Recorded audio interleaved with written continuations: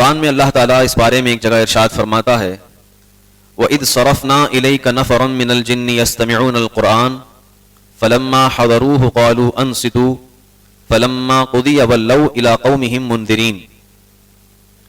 اللہ فرماتا ہے کہ اے محبوب یاد کیجئے جب ہم نے آپ کی طرف جنات کا ایک قافلہ بھیجا اور فلما حضروه قالوا انصتوا، جب وہ آپ کے پاس آئے تو آپس میں کہنے لگ گئے کہ خاموش ہو جاؤ۔ فلما قضی ولوا الی قومهم منذرین، اور جب پڑھ کر ختم ہو گیا تو پھر وہ اپنی قوم کی طرف گئے ڈر سنانے کے لیے۔ یہ صرف ترجمہ میں نے آپ کے سامنے کیا ہے۔ اس آیت کا شان نزول جانتے ہیں آپ؟ اللہ کے رسول صلی اللہ علیہ وسلم کے متعلق شان نزول سے پہلے میں اس کا پس منظر آپ کو بتا دوں۔ اللہ تعالیٰ نے نبی کریم صلی اللہ علیہ وسلم کے پاس صرف انسانوں کو نہیں بلکہ جنات کو بھی بھیجا، اور جنات آپ کی بارگاہ میں آئے اور کلمہ پڑھ کر مسلمان ہو گئے۔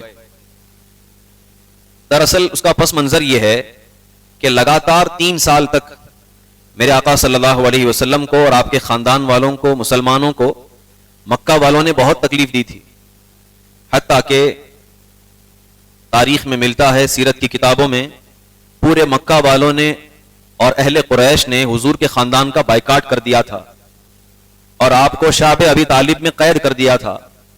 شعب ابی طالب ایک گھاٹی کا نام ہے جہاں پر آپ کو بند کر دیا گیا تھا۔ 3 سال تک نہ آپ لوگ باہر آ سکتے تھے، نہ کچھ خرید سکتے تھے اور نہ کچھ کھا سکتے تھے۔ ایسا کٹھن دور ہمارے نبی پر گزرا ہے۔ تاریخ میں لکھا ہے، تفسیر کی کتابوں میں اور سیر کی کتابوں میں لکھا ہے، کبھی کبھار ایسی نوبت بھی آئی کہ ہڈی کو چوس کر زندگی گزارنا پڑا، سوکھے پتوں کو کھا کر کے دن گزارا، یہاں تک کہ گھاس پھوس کو چبانا پڑا تاکہ بھوک مٹ جائے۔ اگر کوئی چیز کھانے کی بیچنے کے لیے آتا تو اہل قریش پہلے ہی خرید لیتے تھے اور وہاں تک پہنچنے نہیں دیتے تھے۔ یا آج جو دنیا میں سینکشن لگانے کا جو سٹائل ہے یہ نیا نہیں ہے، یہ بہت پرانا ہے۔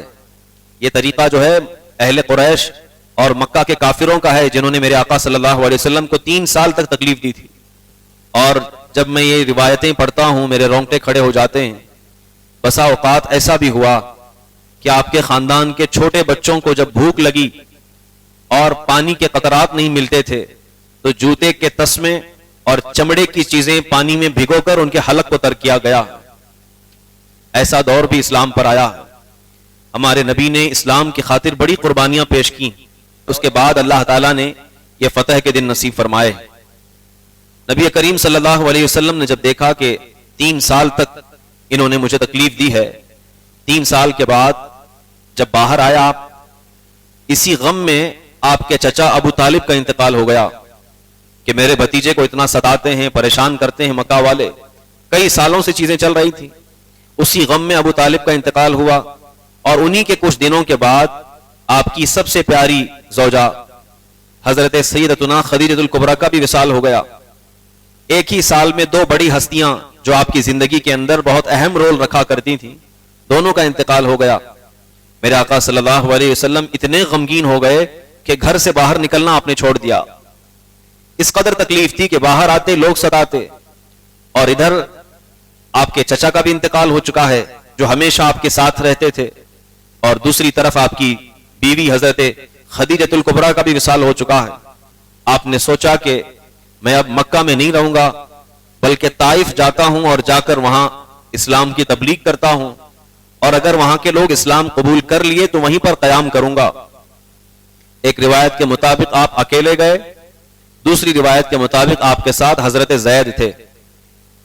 جب طائف گئے اور طائف کے لوگوں پر اسلام پیش کیا تو طائف کے سرداروں نے انکار کر دیا اور کہا کہ محمد یہ نیا دین ہم قبول نہیں کریں گے، واپس پلٹ جاؤ۔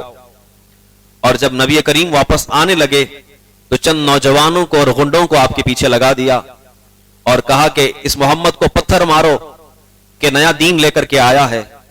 ان اوباشوں نے میرے آقا پر اتنے پتھر برسائے کہ آپ کی پیشانی مبارک اور بدن مبارک سے خون رسنے لگ گیا، اور اس قدر خون رسا تھا کہ آپ کے نالین آپ کے پیر سے چپک گئے تھے۔ آپ کی جو جوتیاں تھیں وہ آپ کے پیر سے چپک گئی تھی خون کی وجہ سے۔ واپس لوٹتے وقت آپ نے ایک باغیچے کے اندر آرام کیا اور ایک دیوار کو ٹیک لگا کر کے آپ بیٹھ گئے. اللہ اکبر. میں یاد کرتا ہوں وہ منظر، میرا جانا ہوا ہے اس باغیچے میں بھی، اس جگہ کو میں نے دیکھا ہے. قسم خدا کی دیکھ کر یاد آتا ہے کاش اگر ہم اس وقت زندہ ہوتے یا اس وقت پیدا ہوئے ہوتے، ہم یہ چاہتے کہ ہماری نسلیں نبی کریم کی جوتیوں پر قربان کر دیں اور آپ کے پیر میں ایک کانٹا بھی چبھنے نہ پائے. ان کافروں نے بہت تکلیف دی میرے آقا کو، لیکن آپ نے اف تک نہیں کہا، ان کے خلاف بددعا تک نہیں کی، صبر کرتے رہے. آخر میں روایت میں ملتا ہے حضرت جبرائیل علیہ السلام وہاں پر آ کر کے عرض کرنے لگ گئے، یا رسول اللہ علیہ الصلاۃ والتسلیم، اگر آپ اجازت دیں، اللہ تعالیٰ نے مجھے بھیجا ہے، اگر آپ اجازت دیں تو میں طائف کے اوپر پہاڑ الٹ دوں. پہاڑوں کو الٹ پلٹ کرنے والا فرشتہ میرے ساتھ آیا ہے، اگر آپ اجازت دیں تو اہل طائف دونوں پہاڑوں کے درمیان پس جائیں گے، ختم ہو جائیں گے. میرے آقا نے فرمایا نہیں، میں دیکھ رہا ہوں کہ یہ تو مسلمان نہیں ہیں، لیکن کہ آنے والی نسل ضرور مسلمان ہوگی.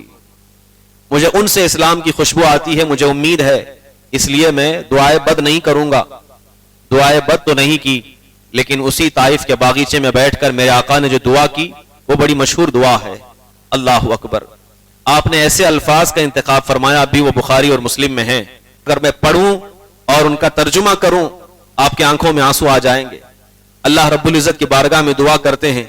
نبی کریم صلی اللہ علیہ وسلم ایک طرف سالوں سے مکہ میں تکلیفیں جھیل رہے ہیں، دوسری طرف طائف آئے تھے کہ وہاں کے لوگ مسلمان ہوں گے تو وہاں رہ جاؤں گا. ایک بھی مسلمان نہیں ہوا اور الٹا آپ کو ستانے لگ گئے، پتھر مارنے لگ گئے، لہو لہان کر دیا. میرے آقا تنہا ہیں، آپ کے ساتھ ایک صحابی ہیں، بیٹھ کر اللہ کی بارگاہ میں دعا کرتے ہیں، اے اللہ، میں لوگوں کی طرح کسی اور سے شکوہ نہیں کرتا، تو کمزوروں کا رب ہے میرے مولا، تو میرا ہی رب ہے. اے رب قدیر، یہ لوگوں کی شکایت میں تیری بارگاہ میں پیش کرتا ہوں. اے اللہ، کیا تو نے مجھے ایسی قوم کے حوالے کر دیا ہے جو مجھ پر صبر نہیں کرتی اور میرا یقین نہیں کرتی؟ کیا تو نے مجھے ایسے ظالموں کے حوالے کر دیا ہے جو مجھ پر قابو پا لیں گے اور مجھے ختم کر دیں گے؟ اے اللہ، تو ہی پالن ہار حقیقی ہے، تو ہی سچا معبود ہے. اگر تو مجھ سے راضی ہے تو اس طرح کی 1000 تکلیفیں بھی محمد برداشت کر سکے گا. اللہ اکبر. کیسی دعا ہے. اللہ کی بارگاہ میں کہتے ہیں، اے رب قدیر، اگر تو مجھ سے راضی ہے تو اس طرح کی 1000 تکلیفیں بھی میں برداشت کروں گا، لیکن میں ڈرتا ہوں تیرے غضب سے کہ کہیں غضب کا شکار نہ ہو جاؤں. اللہ اکبر. وہ نبی ہیں، تمام انبیاء کے سردار ہیں، اور کیا کہہ رہے ہیں کہ اللہ میں تیرے غضب سے ڈرتا ہوں، جبکہ غضب کا وہاں سوال ہی نہیں تھا. لیکن میرے آقا کی انکساری دیکھیے، خشوع و خضوع دیکھیے اللہ کی بارگاہ میں، اپنے آپ کو کتنا چھوٹا سمجھ کر دعا کر رہے ہیں کہ اللہ تیرے غضب سے میں ڈرتا ہوں. اور پھر دعا کرتے ہیں، اے اللہ، اگر تو اسی میں راضی ہے تو میں اسی پر خوش ہوں، ہمیشہ یہ چیزیں برداشت کرتا رہوں گا. یہ دعا آپ کی جب ہوئی، اللہ رب العزت کی بارگاہ میں یہ دعا قبول ہوئی، اور اللہ تعالیٰ نے آپ کی تسلی کے لیے جب آپ آگے بڑے مقام نخلا پہنچے تو جنات کی ایک قوم کو آپ کے پاس بھیجا، اور وہ آ کر کے آپ پر کلمہ پڑھ کر مسلمان ہو گئی. اور اللہ تعالیٰ نے یہ صبر دیا میرے نبی کو کہ اے نبی، یہ انسان اگر آپ پر پتھر مارتے ہیں تو میری دوسری مخلوق آپ پر کلمہ پڑھ کر مسلمان ہوتی، یا اگر انکار کرتے ہیں آپ کا تو دوسری قوم ہے جو آپ کے پاس آتی ہے اور مسلمان ہوتی. کون تھی وہ؟ یہ جنات کی قوم. اور تفسیر میں لکھا ہے یہ وہ جنات تھے جو حضرت موسیٰ علیہ السلام پر ایمان لا چکے تھے. وہ جنات تھے، ان کا گزر مقام نخلا سے ہو رہا تھا. انہوں نے دیکھا کہ میرے آقا صلی اللہ علیہ وسلم وہاں بیٹھ کر قرآن پاک پڑھ رہے ہیں، رات کے وقت قرآن پاک پڑھ رہے ہیں. وہ وہاں رکے، کافی دیر تک انتظار کیا، اس کے بعد مسلمان ہوئے اور اپنے اپنے قبیلوں میں جا کر کے لوگوں کو بتایا کہ موسیٰ علیہ السلام پر جو کتاب اتری تھی بالکل ہو بہو اسی طرح ایک اور کتاب اتری ہے جو اس کتاب کی تصدیق کرتی ہے، لہٰذا ہم بھی مسلمان ہوئے ہیں، تم بھی مسلمان ہو جاؤ. اور ان جنات کے قافلے نے لوگوں کو مسلمان بنانا شروع کر دیا، اور دھیرے دھیرے جنات کے قبائل میں اسلام پھیلتا چلا گیا. یہ دیکھو میرے آقا کے زبان مبارک سے نکلا ہوا اسلام کا نور کافروں کے دل میں نہیں جا رہا ہے تو اللہ تعالیٰ جنات کے دلوں کے اندر اتار دیتا. وہ لوگ مسلمان ہو رہے ہیں جو کئی ہزار سال جن کی عمر ہے. آپ سمجھ سکتے ہیں حضرت موسیٰ پر ایمان لائے ہوئے لوگ حضور کے زمانے میں بھی ہیں. اس کا مطلب کم از کم 2000 سے 2500 سال ان کی عمر ہو چکی ہوگی, یا اس سے بھی زیادہ یا اس سے کم, اتنی ان کی عمر ہے. یقیناً جنات کی عمر بہت زیادہ ہوتی. وہ مسلمان ہوئے اور پھر میرے آقا صلی اللہ علیہ وسلم پر یہ سلسلہ دراز ہوا. آج مجھے انہی کے متعلق ذکر کرنا ہے. اچھا, یہاں پر ایک اور بات بتاؤں. جو مسلمان ایمان کی حالت میں نبی کریم صلی اللہ علیہ وسلم سے ملاقات کر لے وہ صحابی کے درجے پر فائز ہوتا ہے. اس کا مطلب یہ ہوا کہ جنات میں بھی کچھ ایسے لوگ ہیں جنہوں نے میرے آقا کی زیارت کی ہے, حضور کو دیکھا ہے, ان پر اسلام لائے ہیں, کلمہ پڑھے ہیں. شاید ان میں سے کوئی آج موجود ہوگا اور ہماری بات اور ہماری آواز ان تک پہنچ رہی ہوگی. یقیناً وہ اس سرزمین پر سب سے زیادہ خوش نصیب نفوس قدسیہ ہیں جنہوں نے اپنی زندگی کے اندر رخ مصطفیٰ کی زیارت کی. اس سے بہتر چیز دنیا میں ہے ہی کوئی نہیں جنہوں نے ایمان کی حالت میں میرے آقا کے چہرے کو دیکھا ہے اور ان سے ملاقات کی. بہرحال اب یہ جنات کا سلسلہ بڑھتا گیا. یہ جنات قبائل میں جاتے رہے, اپنے اپنے قبیلوں میں, اور لوگوں کو بتاتے رہے کہ مکہ میں جو نبی آئے ہیں وہ آخری نبی ہیں, تم بھی مسلمان ہو جاؤ.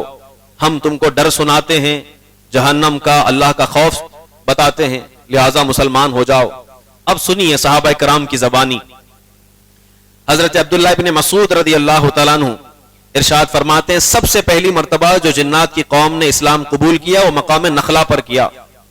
اور اس کے بعد حضرت عبداللہ ابن مسعود کہتے ہیں ایک رات میرے آقا صلی اللہ علیہ وسلم اچانک غائب ہو گئے. ہم رات میں ڈھونڈتے رہے, یہ مکہ کی بات ہے, ہم ڈھونڈتے رہے لیکن نبی کریم صلی اللہ علیہ وسلم کا کچھ پتہ نہ چل سکا. ہم پریشان رہے کہ کہیں کافروں نے قید تو نہیں کر دیا, کوئی تکلیف تو نہیں دے دی ہے. لیکن جب صبح ہوئی تو فجر کی نماز کے بعد ہم نے دیکھا نبی کریم صلی اللہ علیہ وسلم غار حرا کی طرف سے چلتے ہوئے آ رہے. ہم جلدی سے قریب گئے اور پوچھا یا رسول اللہ, رات کو ہم آپ کو ڈھونڈ رہے تھے اور آپ کا پتہ ہمیں نہ چل سکا. اے میرے آقا, کیا کافروں نے کوئی تکلیف دی ہے؟ میرے آقا فرماتے نہیں, بلکہ ایک جن میرے پاس آیا تھا اور مجھے اپنے قبیلے میں لے گیا. میں رات کو ان کے قبیلے میں گیا ہوں اور سب کو مسلمان بنا کر آ رہا ہوں, سب کو مسلمان بنا کر کے آ رہا ہوں. حضرت عبداللہ ابن مسعود فرماتے ہیں اتنا ہی نہیں, ہم نے کئی مرتبہ اس طرح دیکھا کہ میرے آقا صلی اللہ علیہ وسلم تشریف لے جاتے اور ان لوگوں کو مسلمان بنا کر کے آتے تھے.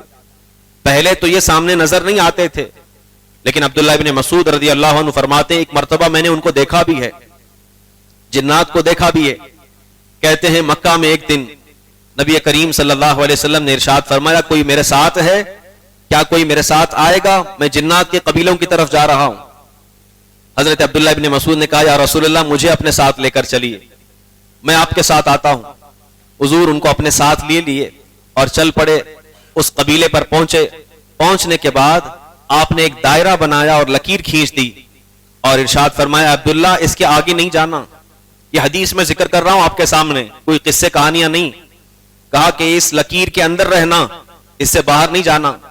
حضرت عبداللہ ابن مسعود کہتے ہیں یا رسول اللہ میں یہیں رہوں گا. اور وہیں پر وہ کھڑے ہو گئے. میرے آقا آگے تشریف لے گئے اور بلند آواز سے قرآن کی تلاوت کرنے لگ گئے. حضرت عبداللہ ابن مسعود فرماتے ہیں اس کے بعد میں نے دیکھا کہ کچھ سفید قسم کے لباس پہنے ہوئے ایک ہجوم آیا, کئی لوگ آئے اور وہ حضور کا قرآن سنتے تھے اور مسلمان ہوتے چلے جاتے تھے. ایسا ازدحام, ایسے لوگوں کا جمع غفیر اس سے قبل میں نے نہ کبھی دیکھا تھا اور نہ اس کے بعد میں نے کبھی دیکھا. تو جو جنات آتے تھے حضور پر کلمہ پڑھتے تھے اور مسلمان ہو کر چلے جایا کرتے تھے.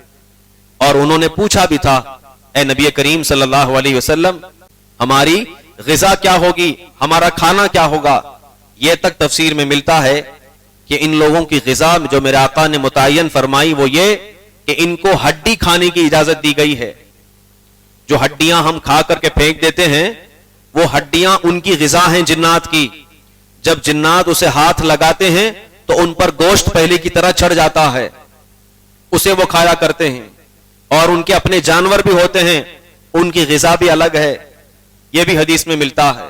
اللہ اکبر, اگر میرے آقا صلی اللہ علیہ وسلم اس دنیا میں تشریف نہ لاتے تو ہمیں اللہ کی اس مخلوق کے بارے میں شاید ہی کوئی بتا پاتا کہ اللہ کی ایسی بھی مخلوق ہے جن کو جنات کہتے ہیں، ورنہ لوگ تو ایسے افسانوی باتیں کر کر کے ڈرا کر کے ختم کر چکے ہیں کہ جنات مطلب بھوت پریت ہے، آتما ہے، جھوٹ کی باتیں نہیں، بلکہ حق ہیں. اور میں بتاتا ہوں ہم میں سے کئی انسانوں سے وہ جنات افضل ہیں جنہوں نے حضور کی زیارت کی ہے اور ایمان کی حالت میں ان سے ملاقات کی، یقیناً وہ ہم سے زیادہ افضل ہیں. اللہ اکبر. اور اتنا ہی نہیں بلکہ کئی ایسی روایتیں جنات کے متعلق ملتی ہیں جن کو سن کر آپ کو تعجب ہوگا. امیر المؤمنین عمر بن خطاب رضی اللہ عنہ، ان کے متعلق ایک حدیث ہے، حضرت برا بن عازب رضی اللہ عنہ روایت کرتے ہیں، کہتے ہیں ایک مجلس میں حضرت عمر بن خطاب بیٹھے ہوئے تھے اور صحابہ کرام موجود تھے. حضرت عمر نے 3 مرتبہ ایک شخص کا نام پکارا، کہا کہ اسواد بن قارب کہاں ہے؟ 3 مرتبہ کہا. لوگوں نے کہا کہ ہم میں سے کوئی اسواد بن قارب نہیں. اور کچھ دیر کے بعد جن کا نام پکارا جا رہا تھا اسواد بن قارب آ گئے. انہوں نے کہا امیر المؤمنین آپ نے ہمیں یاد کیا؟ کہا ہاں. اور تمام لوگوں سے کہا کہ اس کے اسلام لانے کا واقعہ بڑا دلچسپ ہے، میں چاہتا ہوں کہ تم سب بھی سن لو. لوگوں نے کہا کہ بتائیں. امیر المؤمنین نے حکم دیا کہ اے اسواد سناؤ تم کیسے مسلمان ہوئے. اسواد بن قارب کہتے ہیں اے امیر المؤمنین میں مسلمان نہیں تھا، میں کافر تھا اور ایک مرتبہ میں تجارت کے غرض سے ہندوستان گیا تھا.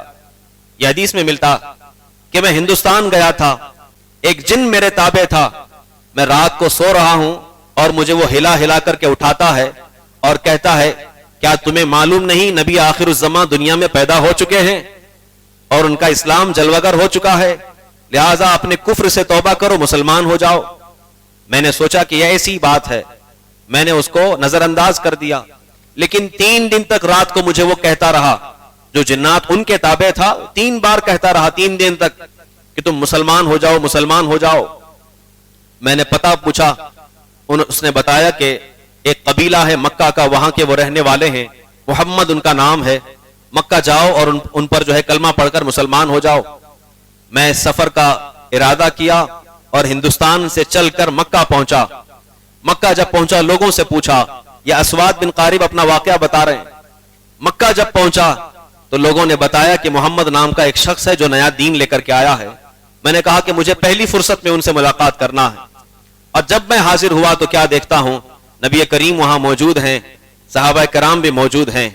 جیسے ہی میرے نبی کی نگاہ، نبی کریم صلی اللہ علیہ وسلم کی نگاہ اسواد بن قارب پر پڑی، مسکرائے اور ارشاد فرمایا اسواد تم آ گئے، میں تمہیں بھی پہچانتا ہوں اور جس نے تمہیں بھیجا ہے اسے بھی پہچانتا ہوں. اسواد بن قارب کہتے ہیں اسی وقت میں مسلمان ہو گیا. امیر المومنین عمر بن خطاب پوچھتے ہیں اے اسواد کیا اب بھی وہ جنات تمہارے پاس آتا ہے؟ کیا اب بھی آتا ہے؟ اسواد بن قارب کہتے ہیں امیر المومنین نہیں، جب سے میں نے قرآن کی تلاوت کرنا شروع کر دیا ہے تب سے وہ کہتا ہے آپ کی حفاظت کے لیے قرآن کی آیتیں کافی ہو گئیں. اس طرح کی اور بھی روایتیں ہیں جن میں یہ ملتا ہے کہ مکہ کے کفار جب کبھی کبھار سفر کیا کرتے تھے. آپ یہ بات یاد رکھیں، جس جگہ لوگوں کی رہائش نہیں ہوتی، جنگل اور بیابان چٹیل میدان جو ہوتے ہیں جہاں پر کوئی نہیں رہتا، وہاں پر جنات کا بسیرا ہوتا ہے، وہ اپنا قیام کرتے ہیں، رہتے ہیں، اور اگر وہاں انسان رہنے لگے تو وہاں سے وہ چلے جاتے ہیں. بہرحال تو مکہ کے جو کافر تھے پہلے، ان کا طریقہ یہ تھا کہ جب سفر کے لیے جاتے تھے تو راستے میں انہیں ڈر لگتا تھا کہ کہیں جنات اگر ناراض ہو گئے، کوئی ایسا معاملہ ہو گیا، ہماری سواری الٹ جائے گی، چیزیں خراب ہو جائیں گی. تو وہ ڈر کر کے رات کو سوتے وقت کہتے تھے کہ اے جنات کے سردار ہم آپ کی پناہ لیتے ہیں، ہمیں کچھ نہ کرنا. جب قیام کرتے تھے، یہ تفسیر میں لکھا، مکہ کے کافر کہتے تھے اے جنات کے سردار ہمیں کچھ نہ کرنا، ہمیں اپنی امان دے دو. کہتے ہیں قافلہ جا رہا تھا مکہ کا اور انہوں نے رات کو اسی طرح کہا جیسے سب کہتے تھے، اے جنات کے سردار ہمیں اپنی امان دے دینا، کچھ نہ کرنا اور ہمیں حفاظت سے رکھنا، ہم کوئی تکلیف نہیں دیں گے. تو غیب سے آواز آئی اب ہم امان نہیں دیں گے، بلکہ جاؤ مکہ کے اندر محمد نام کے ایک شخص ہیں، وہ نبی آخر الزماں ہیں، ان کا کلمہ پڑھ لو، ان کا جو قرآن ہے وہ تمہاری حفاظت کرے گا، ان پر جو قرآن اترا ہے وہ تمہاری حفاظت کرے گا. اب آپ سوچ سکتے ہیں قرآن کا پاور کیا ہے، قرآن کا اثر کیا ہے. ہم جو ہے قرآن اپنے گھر میں رکھ کر ہماری بچیاں بیویاں ان کو لے کر کے باباؤں کے چکر لگا رہے ہیں کہ آؤ ان کا جنات چھوڑاؤ. دراصل وہ جنات ہوتے بھی نہیں ہیں. کئی لوگ تو صرف ناٹک میں جو ہے پورے سال برباد کر دیتے ہیں. کئی گھر اجاڑ دیا کرتے ہیں. کہیں اگر پسند کی شادی نہ ہوئی ہو تو جنات چڑھ جاتا ہے, اور اگر ہو جائے نہیں نبھ پا رہی ہے تب بھی جنات چڑھ جاتا ہے. یہ کھیل نہ بنائیں ان چیزوں کو. حقیقت میں اگر جنات کی سواری آ گئی تو پھر تو آپ کی زندگی ختم ہو جائے گی. اس لیے ان کو مذاق میں آ کر یہ سیریل ڈرامے دیکھ کر اپنی زندگی جینا چھوڑیں, بلکہ حقیقت میں علم حاصل کریں اور دیکھیں کہ صحابہ کرام اور صحابیات کرام نے جینے کا کیا طریقہ تمہیں بتایا. بہرحال اگر یہ موضوع میں چھیڑ دوں تو بہت لمبا چلا جائے گا, اور کچھ باتیں ذکر کرتا ہوں. آخری بات, جنات کے متعلق یہ بات بھی تفسیر میں ملتی ہے کہ نبی کریم صلی اللہ علیہ وسلم کی تشریف آوری سے پہلے یہ آسمانوں کا سفر کیا کرتے تھے. اس سے قبل میں نے بتایا بھی تھا, یہ آسمان کا سفر کرتے تھے, فرشتوں کی باتیں سنتے تھے, اور سن کر کے آ کر اپنی طرف سے ملاتے تھے اور نجومیوں کو بتا دیا کرتے تھے کہ کیا ہونے والا ہے, کیا ہوگا. یہ سب باتیں بتایا کرتے تھے. روایت میں ملتا ہے, تفسیر کی کتابوں میں لکھا ہے کہ ایک مرتبہ ایسا ہوا کہ یہ اوپر گئے باتیں سننے کے لیے, اور ان پر آسمان سے شعلوں کی بارش کی گئی اور ان کو وہاں سے بھگایا گیا. جب واپس آئے تو آپس میں بات کرنے لگ گئے کہ آخر ایسا کیوں ہوا. تو ان کے جنات جو پرانے تھے انہوں نے انہیں بتایا کہ جو نبی آخر الزماں ہیں, تمام انبیاء کے سردار ہے, جن کے انتظار میں ہزاروں سال بیت گئے, وہ اب دنیا میں پیدا ہو چکے ہیں اور ان پر قرآن اتر چکا ہے. لہٰذا اب غیب کی خبریں یا آنے والی خبریں جو ہیں وہ نبی بتائیں گے, تم جا کر کے نہیں آ سکتے, تمہارا آسمان پر داخلہ ممنوع ہو گیا ہے, بند ہو گیا ہے. اس کے بعد ان میں کا ایک قافلہ اور ان کی ایک جماعت نبی کریم کو ڈھونڈنے کے لیے نکلی, اور چلتے چلتے وہ مقام نخلا پر پہنچی جہاں میرے حضور قرآن کی تلاوت کر رہے تھے, اور اسی قرآن کو سن کر وہ مسلمان ہو گئے. اور اب بھی ان میں کافر ہیں, ان میں مسلمان بھی ہیں, ان میں عیسائی بھی ہیں, ان میں یہودی بھی ہیں, ان میں اچھے بھی ہیں, ان میں برے بھی ہیں. اور اچھوں کی تعداد اس طرح ہے, اللہ اکبر, ان کی تعداد اور ان کی طاقت کے متعلق میں کہوں تو آپ کو بڑا تعجب ہوگا. اللہ نے جس طرح اولیاء کرام کو تصرف دیا ہے اسی طرح ان میں بھی اولیاء کرام ہیں, ان کو بھی تصرف دیا گیا. لیکن ایک بات, یہ لوگ جو ڈرتے ہیں جنات سے, یہ ڈر نکال دیں اپنا. مسجدوں سے دور بھاگتے ہیں, بولتے ہیں یہاں مسجدوں میں جنات ہوتے ہیں. اگر جنات ہوتے ہیں تو ہمیں کیوں حکم ہوتا نماز پڑھنے کا؟ یہ بلا وجہ ڈر بٹھایا جاتا ہے. یہ اللہ کا گھر ہے, سب سے سیف جگہ ہے, یہاں پر کوئی بری چیز نہیں ہو سکتی.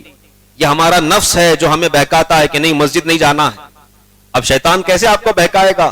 سب سے پاک جگہ پر اگر جنات کا خیال ڈال دیا تو آپ کہاں جائیں گے؟ یہ سب سے پاکیزہ جگہ ہے جہاں پر کبھی کبھار بھی پیشاب کے قطرے بھی نہیں گرتے. اور آپ کا گھر جہاں پر جانور پیشاب کرتے ہیں, جہاں پر آپ خود پیشاب کرتے ہیں, ساری چیزیں گندی پڑی ہوتی ہیں, وہاں کبھی ڈر نہیں آتا کہ جنات ہے, وہ ہے, یہ ہے. لیکن مسجدوں سے ڈرا کرتے ہیں. یہ بیوقوفی ہے اور خام خیالی ہے. مسجدیں اللہ کا گھر ہیں اور سب سے محفوظ جگہ ہیں, یہاں پر کبھی کچھ نہیں ہوگا. اور جو شخص یہ کہتا ہو وہ جھوٹ کہتا ہے کہ میرے ساتھ یہ ہوا, میرے ساتھ یہ ہوا. بہرحال اگر تم صحیح طور پر رہو گے, مسجدوں کی تعظیم کرو گے, اللہ تعالیٰ ان کو بھی تمہاری حفاظت پر مامور کر دے گا, ان کی حفاظت پر مامور کر دے گا. اور اچھے لوگوں کی تلاوتیں وہ سنتے ہیں, اچھے لوگوں کا قرآن وہ سنتے ہیں, تمہارا اٹھنا بیٹھنا دیکھتے ہیں. اور کبھی کبھار ایسا بھی ہوتا ہے کہ غیبی طور پر تمہاری مدد بھی کیا کرتے ہیں, تمہیں خبر تک نہیں ہوتی, مدد بھی کر دیا کرتے ہیں. جس طرح آپ کے چاہنے والے بنا آپ کو بتائے کئی بار مدد کر دیتے ہیں, ہوتا ہے کہ نہیں؟ آپ کا کوئی خاص دوست ہو, وہ آپ کو بتاتا نہیں لیکن کئی مرتبہ مدد کر دیتا ہے کہ میرے دوست کو اچھا لگے. اس طرح کئی ایسے جنات ہیں جو نہ سامنے آئے ہوئے بھی کئی مسلمانوں کی مدد کرتے ہیں. اس لیے کبھی کبھار اگر جنگل میں گم جاؤ اور اگر کبھی بھٹک جاؤ تو یہ جملہ کہنا, یا رجال الغیب اعینونی, اے نہ دکھنے والے لوگوں میری مدد کرنا, یقیناً کوئی نہ کوئی ان میں سے آئے گا اور تمہاری مدد کر کے چلا جائے گا. تمہیں معلوم بھی نہیں ہوگا کہ کیسے مدد ہوئی, کیا ہوا, لیکن اللہ کی طرف سے مدد آئے گی. اور یہ بات حق ہے. آج جو ہم نے قرآن پاک کی آیت پڑھی اسی کے متعلق تھی. اللہ فرماتا وَإِذْ صَرَفْنَا إِلَيْكَ نَفَرًا مِّنَ الْجِنِّ يَسْتَمِعُونَ الْقُرْآنَ فَلَمَّا حَضَرُوهُ قَالُوا أَنصِتُوا فَلَمَّا قُضِيَ وَلَّوْا إِلَىٰ قَوْمِهِمْ مُنذِرِينَ. اللہ فرماتا ہے جب ہم نے, یاد کرو محبوب, ہم نے آپ کی طرف جنات کا ایک قافلہ بھیجا جو آپ کا قرآن سنتا تھا، اور جب وہ آپ کے پاس آ گیا قافلہ تو وہ لوگ آپس میں کہتے تھے کہ خاموش رہو خاموش رہو، اور جب پڑھ کر ختم ہو گیا وہ اپنی قوم میں گئے اور جا کر اللہ کا ڈر سنانے لگ گئے۔ اللہ تعالیٰ سے دعا ہے اللہ ہمیں کہنے سننے سے زیادہ عمل کرنے کی توفیق رفیق عطا فرمائے، ہم سب کو ایمان اور سنیت پر قائم و دائم رکھے، اسی پر ہم سب کا خاتمہ بالخیر فرمائے۔ وآخر دعوانا ان الحمد للہ رب العالمین۔